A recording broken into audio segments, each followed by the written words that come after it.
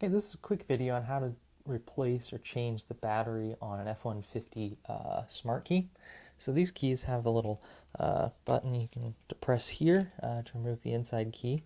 And the key to changing this battery is this slot right over here. You'll see a small indentation right there. And what you can do is get a small flathead screwdriver right in there, and that will allow you to pop off the back of this key fob. Once you pop that off, you can actually get access into the battery that you need to change, which in this case is a 2450. Get this zoomed in here correctly.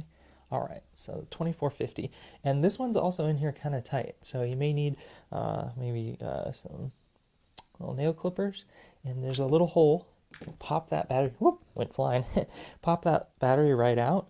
So if you see right there, and just make sure the text is facing up when you replace it. Again, just get something small, and you can pop that battery right out, and it's the CR2450. Put a new one in, and then just pop the back basically back on. Takes a little bit of pressure, and you're all set. And so this is how you replace the smart keys on the newer Ford F-150 models, basically from 2015 to present.